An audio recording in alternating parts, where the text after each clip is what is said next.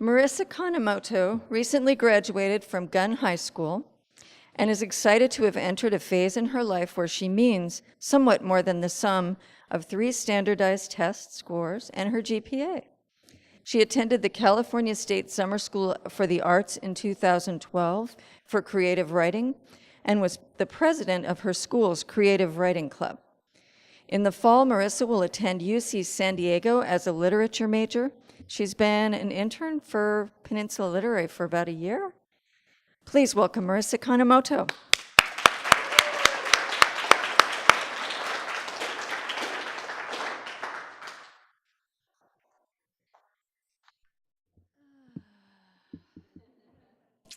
All right, does that work?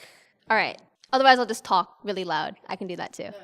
All right, well, good evening, everyone. My name is Marissa Kanemoto. As Jean said, I just graduated from high school, and I'm very excited to be here. I've been writing on and off since I was in about 7th grade. I like poetry the most. I think that's what works for me.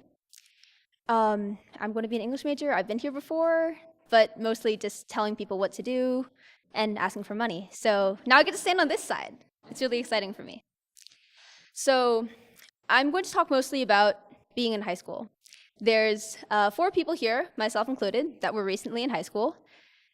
And as young as most of you look, I think it may have been a little bit longer.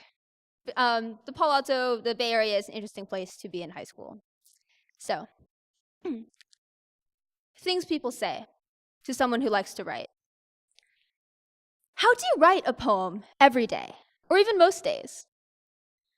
I write about something I saw today, or yesterday, or any time really. But are there really so many things? Yes, because poetry can be called a beautiful moment, a way of illuminating the ordinary. So it doesn't take much, even the curve of an asymptote is enough. You too will become a poem.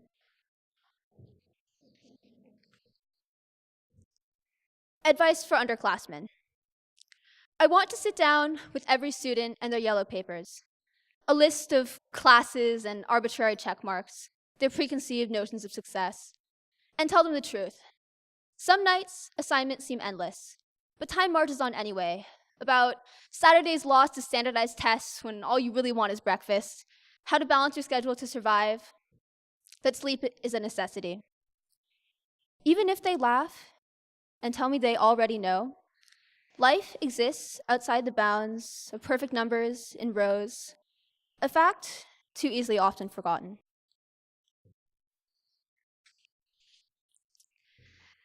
So I had a pretty full schedule, and I took a lot of courses, and I learned a lot of things, and I took a lot of tests, and I can also say that I learned a lot of things that I can write poetry about that will not necessarily get me an A in any class, but that's okay, because they matter more than that.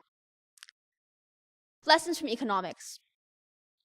If relationships are currency, and friendships, small time deposits, placed in security with faith, there may come a point when marginal cost exceeds marginal benefit, where an asset must be let go to spare further loss. The shutdown point comes when your worry hours outweigh the happiness of a thankful smile.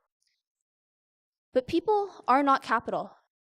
They look you in the eye and ask you, please, don't go. I also took calculus. In general, I really don't like math, but I liked calculus more than every branch of math I've ever done, except for maybe when I was in elementary school. So it was a little weird for me to actually say, oh yeah, I have math. Cool, I like math. So I've actually written a lot of poems about calculus, and that was kind of a weird thing for me to sit back and realize. So, life lessons from calculus. You tell yourself it will work out. But if only all things came together so cleanly as mathematics, simple, operable parts meshed to produce a solution that can be placed in a box instead of crushed by a red pen. With any luck, you will not have to concern yourself with multivariable calculus.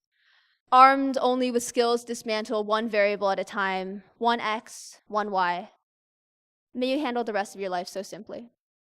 Thank you very much.